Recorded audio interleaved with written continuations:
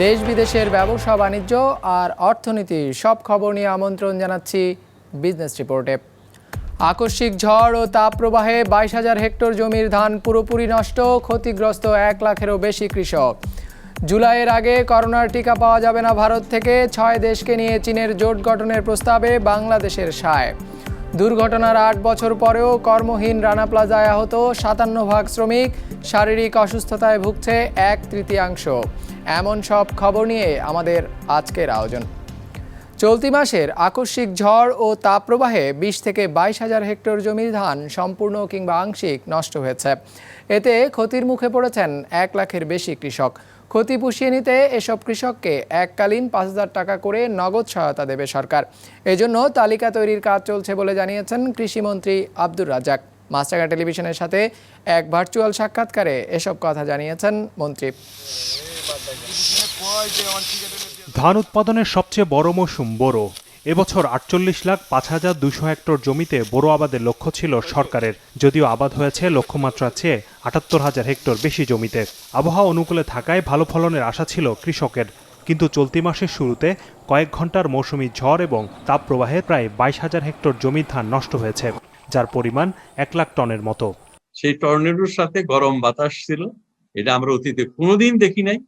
এটা climate change, জলবায়ু পরিবর্তনের কারণে কিনা দুঃখজনকভাবে প্রায় 60-70 হাজার হেক্টর জমির উপর দিয়ে এটা বয়ে গেছে।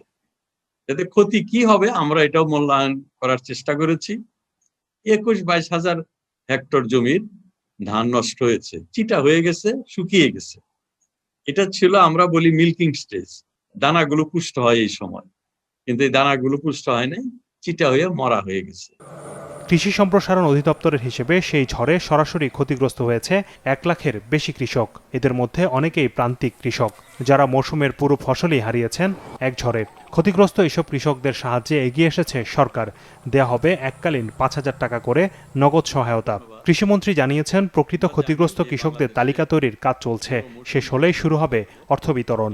মাননীয় প্রধানমন্ত্রী একটা মঞ্জুরি আমাদেরকে দিয়েছেন, সেটিতে বলেছেন যে যারা এই উষ্ণ বায়ু বা টর্নেডোর কারণে ক্ষতিগ্রস্ত হয়েছে তাদেরকে 5,000 করে টাকা দিবেন। আমরা তাদের লিস্ট করতেছি, এই টাকাটা কম বেশি সবাই ইনশাল্লাহ পাবে।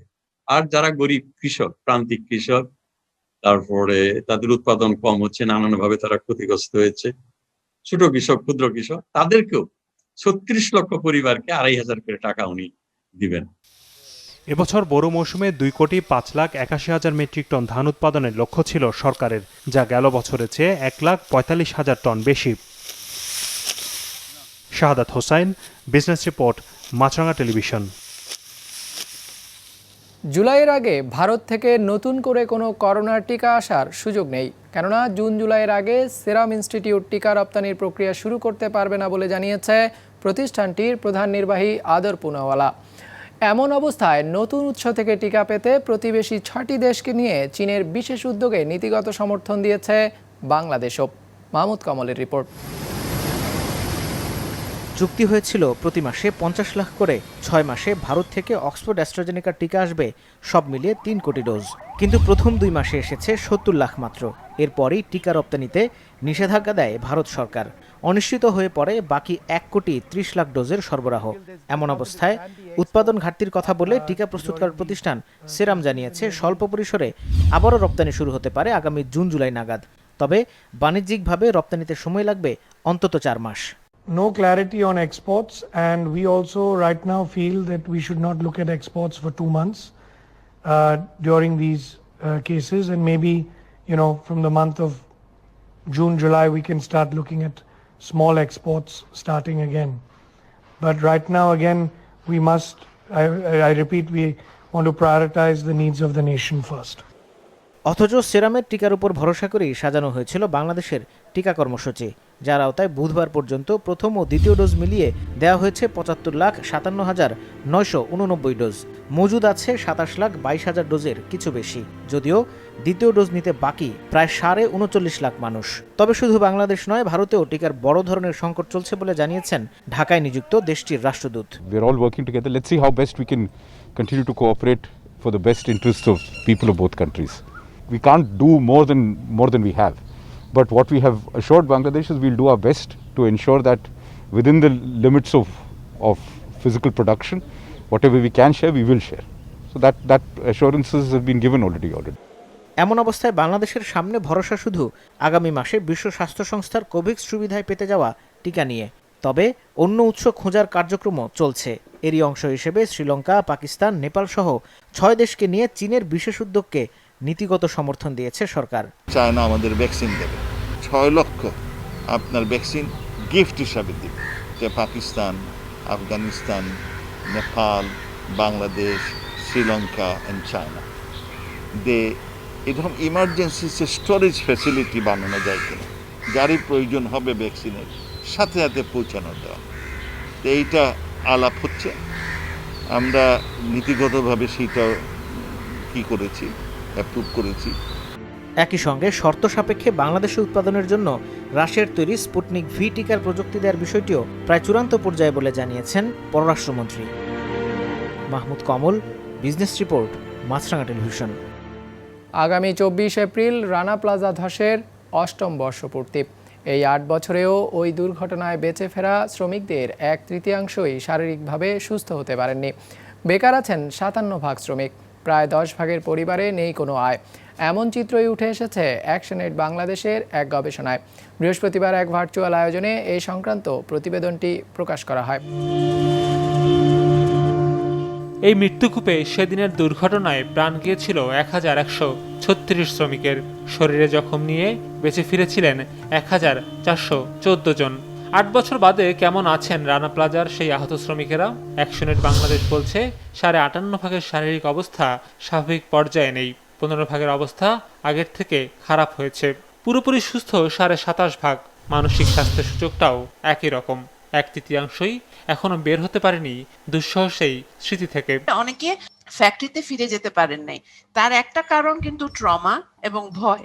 আরেকটা কারণ হলো যে তাদের যে ফিজিক্যাল যে প্রবলেমগুলো আছে, সেই ফিজিক্যাল প্রবলেমগুলোর কারণে তাদেরকে ফ্যাক্টরি নিতে চায়নি, তারা পারেনি, আবার নিতেও চায়নি।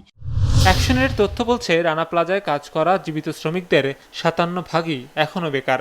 যে 43 ভাগ কাজ পেয়েছেন তাদের মধ্যে মাত্র 12 ভাগ পোশাক কারখানায় ফিরেছেন, দর্জি আছেন আরও 12 ভাগ। বাকিদের কেউ কেউ দিনমজুর, কৃষিকাজ কিংবা গৃহকর্মীর কাজ বেছে নিয়েছেন।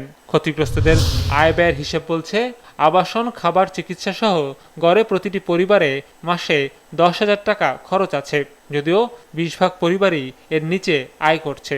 এর মধ্যে 9.5 ভাগ পরিবারের কোনো আয় নেই। ফিজিক্যালি, মেন্টালি যারা খারাপ অবস্থায় রয়েছে, তারা আর্থিকভাবেও তারা খারাপ অবস্থায় রয়েছে। অর্থাৎ আমরা যেটা বলতে পারি যে এই ধরনের একটা গ্লোবাল ভ্যালু চেইনে এখনো সেই ধরনের ইনস্টিটিউশনাল স্ট্রাকচার তৈরি হয়নি, যেটাতে আসলে আহত শ্রমিকদেরকে ফর্মাল সেক্টরে অ্যাকোমোডেট করবার, যেটাকে আপনারা রিইন্টিগ্রেশন বলছেন, আমরা রিইন্টিগ্রেশন বলছি, ফর্মাল সেক্টরে তাদেরকে রিইন্টিগ্রেশন প্রসেসটি এখনো তৈরি হয়নি। ফলে সেটি একটি বড় দুর্বলতা। আমাদের শ্রমিকদের একটা ফান্ড যদি থাকতো এবং শ্রমিকদের এই ফান্ডটা তাদের আর্নিং থেকে তাদের আয়ের অন্তত 1% যদি তাদের, যেমন আমরা মালয়েশিয়ায় দেখেছি, তাদের একটা সসকো আছে, যে সোশ্যাল সিকিউরিটি ফান্ড একটা আছে। আমাদের এখানে এই জিনিসটা যদি নেওয়া হতো, তাহলে আমরা ওই শ্রমিকদের দুর্দশার চিত্র প্রতি বছর আমরা দেখতাম না। জরিপে অংশ নেওয়া 200 ক্ষতিগ্রস্ত শ্রমিক ও তাদের পরিবার এখনো মনে করে শুধু ক্ষতিপূরণ দিয়ে নয়, রানা প্লাজা অধ্যায়ের শেষ করতে হবে অপরাধীদের বিচারের মধ্য দিয়ে। সৌরভ রহমান, বিজনেস রিপোর্ট, মাছরাঙা টেলিভিশন। কোভিড-19 আর করোনা ভাইরাসকে পেছনে ফেলে নতুন ধান কাটার ধুম লেগেছে দেশের হাওর অঞ্চলে। বন্যার পূর্বাভাসে আধা পাকা ধান কাটা হচ্ছে সুনামগঞ্জে। আর হঠাৎ ঝড়ের ক্ষতি পুষিয়ে নিতে ধানের ন্যায্য দাম নিশ্চিতের দাবি জানিয়েছেন কিশোরগঞ্জের কৃষকরা। প্রতিনিধিদের পাঠানো তথ্য ছবিতে ডেস্ক রিপোর্ট। এপ্রিলের শুরুতে গরম হাওয়া আর সামনে বন্যার পূর্বাভাস, এই দুয়ে বোরোর ফলন নিয়ে অনিশ্চয়তা এখন সুনামগঞ্জের কৃষকদের মাঝে। তাই বন্যায় যাতে ফসল নষ্ট না হয় সেজন্য আধা পাকা ধানই তুলে ফেলছেন অনেকে কৃষি বিভাগের নির্দেশনা মেনে। ধান ভালো হয়েছে, ধান কিছু মরছে, ঠিক আছে, কিছু মরছে, আর মনে করো তো কিছু খাসার হয়েছে। বন্যা যত ঠেলা মারে তাই বলে আমরা শেষ একবারে আমরা 15টা দিন পাইলাই, আশা করি আমরা কাটতে উঠতে লাইতাম। হিসেব বলছে সুনামগঞ্জে এবছর 2,19,450 হেক্টর জমিতে বোরো আবাদ হয়েছে, যার থেকে 1100 হেক্টরের মতো জমির ধান কাটা হচ্ছে এখন প্রতিদিন। প্রায় 3 লাখ শ্রমিকের পাশাপাশি ব্যবহার করা হচ্ছে 200-রও বেশি স্বয়ংক্রিয় মেশিন। গত বছর যে লক্ষ্যমাত্রা ছিল 2,19,300 হেক্টর, এই বছর আমাদের আরো 4,030 হেক্টর বেশি বোরো ধান হয়েছে। এর কারণে আমাদের ফলন দেখা যায় প্রায় 30,000 মেট্রিক টন ফলন আমরা বেশি পাবো। ধান কাটার ধুম চলছে কিশোরগঞ্জেও। স্থানীয় কৃষি বিভাগের হিসেবে কিশোরগঞ্জে এবার 1,66,950 মেট্রিক টন ধান আবাদ হয়েছে, যা থেকে 7,11,580 মেট্রিক টন চাল পাওয়ার কথা ছিল। যদিও গরম হাওয়ায় ধান ক্ষতিগ্রস্ত হওয়ায় পুরো লক্ষ্যমাত্রা হয়তো অর্জিত না হওয়ার আশঙ্কা দেখা দিয়েছে। এমন অবস্থায় ধানের ন্যায্য দামের নিশ্চয়তা চেয়েছে ওই অঞ্চলের কৃষকরা। মোটামুটি ভালো ফসল হয়েছে, কিন্তু দামটা একটু বেশি হলে ভালো, তো বর্তমানে 800 টাকা বাজার আছে। কৃষক ভাইদের ধান সংরক্ষণ করে রাখার কোনো ব্যবস্থা না থাকার কারণে তারা মূলত বাধ্য হয়ে কাঁচা ধান বিক্রি করে ফেলতে বাধ্য হয়। এই কারণে এই ধানের মূল্যের সাথে চাউলের বাজার একটি ফারাক বলে আমি মনে করি। তবে সরকারের পক্ষ থেকে ভর্তুকিতে দেওয়া 100টি ধান কাটার যন্ত্র ফলন তোলা নিয়ে কিশোরগঞ্জের কৃষকদের সময় এবং খরচ কমিয়েছে বলে দাবি কৃষি বিভাগের। নাদিয়া আফরিন, বিজনেস রিপোর্ট, মাছরাঙা টেলিভিশন।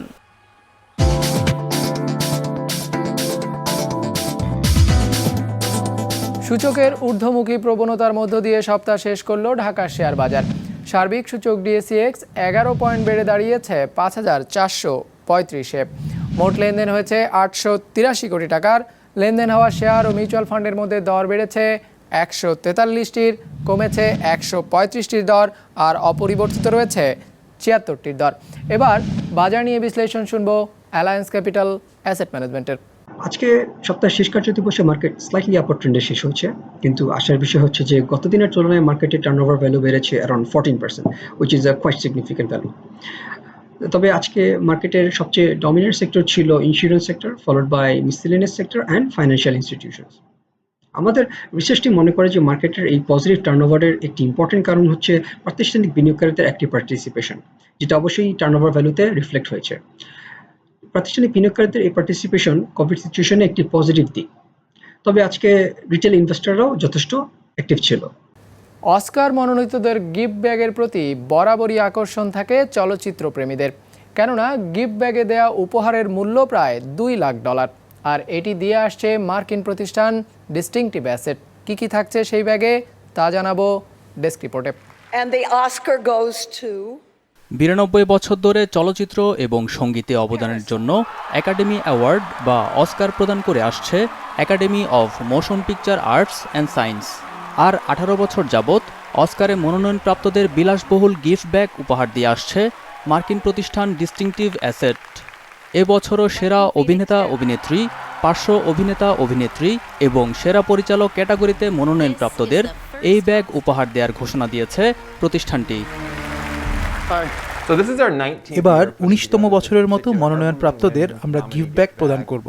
মজার ব্যাপার হলো একাডেমির কোনো অফিসিয়াল গিফট ব্যাগ নেই, আমরা সম্পূর্ণ নিজ উদ্যোগে এই উপহার দিয়ে থাকি। তাই এই ব্যাগে কি থাকবে এবং কারা এই ব্যাগ পাবে সেটাও আমরাই ঠিক করি। এবার আমরা সেরা 5 ক্যাটাগরিতে মনোনয়নপ্রাপ্তদের এই উপহার দেব, অর্থাৎ এবছর 25 জন পেতে যাচ্ছেন এই অসাধারণ গিফট ব্যাগ। এবছর যে গিফট ব্যাগ দেয়া হবে তার মূল্য প্রায় $2 লাখ, যাতে থাকবে প্রসাধনী পণ্য থেকে শুরু করে বই, ট্যুর প্যাকেজ এবং উন্নত প্রযুক্তির গ্যাজেট সহ আরও অনেক আকর্ষণীয় পণ্য, যেসব পণ্যের বেশিরভাগেরই মূল্য $5,000 বেশি। এই গিফট ব্যাগের সঠিক মূল্য নির্ধারণ করা কঠিন, তবে এবার এতে যে পণ্যগুলো দেয়া হচ্ছে তার মধ্যে আছে $5,000 লং উইকেন্ড প্যাকেজ থেকে শুরু করে $12,000 গোল্ডেন ডোর রিনিউয়াল গেটওয়ের মতো প্যাকেজ। সব মিলিয়ে গিফট ব্যাগের মূল্য $2 লাখ মতো হতে পারে। করোনা সংক্রমণের কথা মাথায় রেখে 2021 সালের অস্কার গিফট ব্যাগে 2 সেট ভিন্নধর্মী ফেস মাস্কও রেখেছে ডিস্টিংটিভ অ্যাসেট। গিফট ব্যাগে এবার আমরা 2 ধরনের মাস্ক রেখেছি, যার মধ্যে একটি হলো পরিবর্তনযোগ্য মাস্ক, যেটি ফেস মাস্ক হিসেবে ব্যবহারের পাশাপাশি ফ্যাশনেবল রিস্টব্যান্ড হিসেবে ব্যবহার করা যাবে। এছাড়া আছে উন্নত মানের সার্জিক্যাল মাস্কও।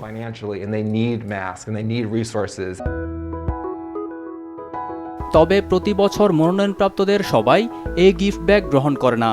যেমন গেল বছর অভিনেত্রী গ্লিন ক্লোজ তার গিফট ব্যাগের অর্থ একটি দাতব্য সংস্থায় দান করেন। এবছর অস্কার অনুষ্ঠিত হবে 25 এপ্রিল, আর এবারের গিফট ব্যাগগুলো কুরিয়ারের মাধ্যমে মনোনয়নপ্রাপ্তদের কাছে পৌঁছে দেওয়া হবে। মুস্তফা তাহান, বিজনেস রিপোর্ট, মাছরাঙ্গা টেলিভিশন। দর্শক, আমাদের যে কোনো পর্ব নিজেদের সুবিধাজনক সময়ে দেখতে সাবস্ক্রাইব করুন বিজনেস রিপোর্টের অফিসিয়াল ইউটিউব চ্যানেল। ফেসবুক পেজে লাইক দিয়ে আপডেট থাকুন ব্যবসা বাণিজ্যের আলোচিত সব ঘটনা সম্পর্কে। আর আপনাদের মতামত জানান ইনবক্সে। আজ এটুকুই, বিদায় নিচ্ছি, ভালো থাকবেন।